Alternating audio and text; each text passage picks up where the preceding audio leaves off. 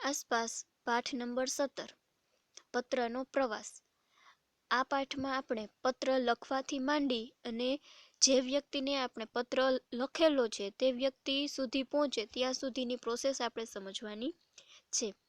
તેમાં આપેલું છે કે હું પત્ર છું, એટલે કે આ પત્ર જ બોલે છે કે એને ક્યાં ક્યાં એ મુસાફરી એને કરી, કઈ કઈ જગ્યાએ એને લઈ જવામાં આવ્યો, એ બધી જ યાત્રા એ લખે છે કે હું પત્ર છું. મને સામીરાએ તેના મિત્ર સલમાનને પેન વડે લખ્યો છે. મને ટપાલ પેટીમાં મૂકવામાં આવ્યું. ટપાલીએ મને બહાર કાઢ્યો. એટલે કે સૌથી પહેલા શું કર્યું તો કે સામીરાએ છે એના મિત્ર કોણ તો કે સલમાન, એને પત્ર લખેલો છે. ત્યારબાદ એ પત્ર લખાઈ ગયો, પછી એને ટપાલ પેટીમાં નાખ્યો. પછી ટપાલીએ એને બહાર કાઢ્યો. મને બેગમાં મૂકવામાં આવ્યો. એટલે કે ટપાલીએ છે એને બેગમાં મૂક્યો. પછી ટપાલીની સાયકલ ઉપર સવારી કરીને હું પોસ્ટ ઓફિસ પહોંચ્યો. એટલે પત્ર બેગમાં મૂક્યો, પછી ટપાલી છે એ સાયકલ લઈ અને એને પોસ્ટ ઓફિસ સુધી પહોંચાડ્યું. ત્યાં મને બેગમાંથી બહાર કાઢવામાં આવ્યો અને મારા ઉપર સખત છાપ પાડવામાં આવી.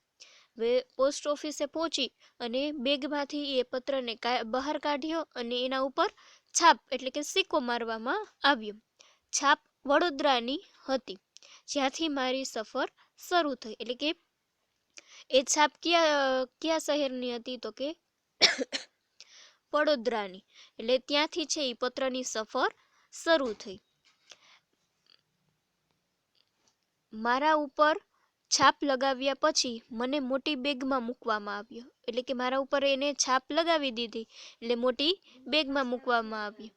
આ બેગમાં બીજા ઘણા પત્રો હતા, બધા અમદાવાદના હતા. એટલે કે એ બેગ હતી ને એમાં બીજા પણ કેટલા બધા પત્રો હતા, તે અમદાવાદના હતા.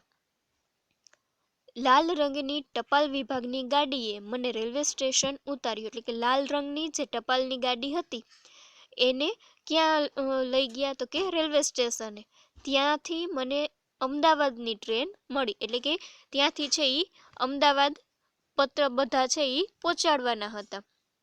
એક દિવસની યાત્રા પછી હું અમદાવાદ પહોંચ્યો. એટલે કે એક દિવસની યાત્રા મેં કરી અને ત્યાર પછી હું અમદાવાદ પહોંચ્યો.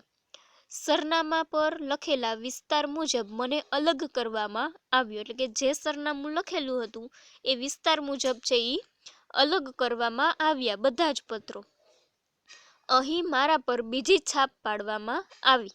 એટલે કે ત્યાં છે એ મારા પર બીજી એક છાપ પાડવામાં આવી અને છેવટે ટપાલીએ મને સલમાનના ઘરે પહોંચાડ્યું. અને આટલી બધી પ્રોસેસ કર્યા પછી સલમાનના ઘરે એને પહોંચાડી દીધો.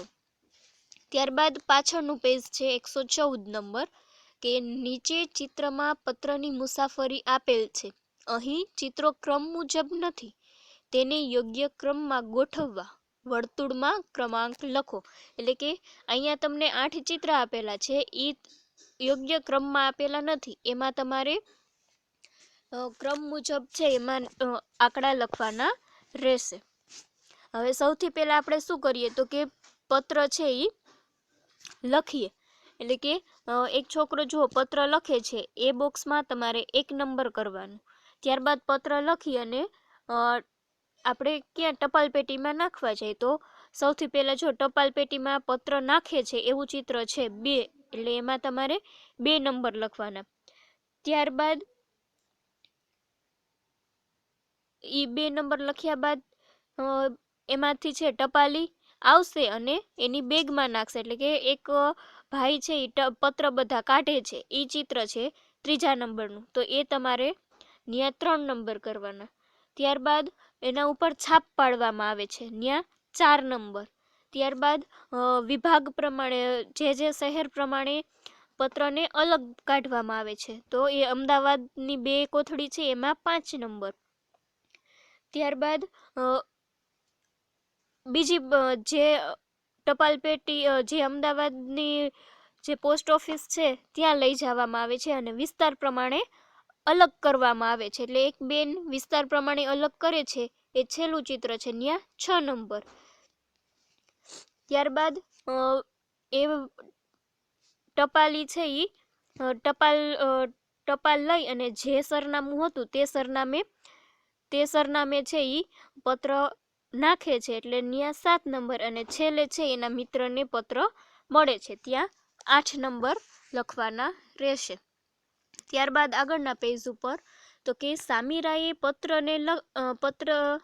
સામીરાએ સલમાનને પત્ર લખ્યો. વર્ગમાં તમારા મિત્રને પત્ર લખો. તમારા મિત્રનું નામ લખવાનું ભૂલશો નહીં. દરેકે પત્ર લખ્યો, પરંતુ તે આપણે ક્યાં પોસ્ટ કરવો? એટલે અહીંયા તમને એક પ્રવૃત્તિ આપેલી છે કે વર્ગ માટે ટપાલ પેટી બનાવો. ટપાલ પેટી કઈ રીતે બનાવવી? તો કે એક ખાલી ખોખું લો, તેને લાલ રંગ કરો અથવા તો લાલ રંગનો કાગળ ચોંટાડો. ખોખાના કવર ઉપર કાતરની મદદથી કાપો કરો. પત્ર નાખી શકાય એટલો કાપો ખોખા ઉપર હોવો જોઈએ. આ તમારી ટપાલ પેટી. હવે આપણી ટપાલ પેટી તૈયાર છે. તમારો પત્ર છે એ ટપાલ પેટીમાં નાખી દો અને તમારા મિત્રએ તમને લખેલા પત્રની રાહ જુઓ. આ એક પ્રવૃત્તિ છે. એક બાળક ટપાલી બનશે. તે ટપાલ પેટીમાંથી પત્રો લઈ લેશે અને બધા બાળકોને વેચશે. શું તમે તમારા મિત્રના પત્રને વાંચી અને મજા માણી? જેવી રીતે તમે તમારા મિત્રને પત્ર લખ્યો તેવી જ રીતે તમારા મિત્રો અને સગા સંબંધીઓને પણ તમે પત્રો લખ્યા જ હશે. થોડા પત્રો ઘરેથી લઈ આવો. જુઓ કેટલા અલગ અલગ પ્રકારના પત્રો છે. આપણે અત્યારે તો પત્રની સિસ્ટમ નથી, એટલે કોઈના ઘરે નહીં હોય, પણ અહીંયા તમને એક પત્ર આપેલો છે તે વાંચપત્ર હોય. ત્યારબાદ આગળ છે કે આ પત્રોમાં તમે શું અલગ જોયું? કયા પર ટિકિટ છે? શું બધી ટિકિટ એક જેવી છે કે અલગ છે? શું તમે પત્ર પર પોસ્ટ ઓફિસનો સિક્કો જોયો? એટલે કે જ્યાંથી આપણે પત્ર આવ્યો હોય ત્યાંનો તે વિભાગની પોસ્ટ ઓફિસ છે એનો સિક્કો મારેલો જ હોય બધી જ ટપાલ પર.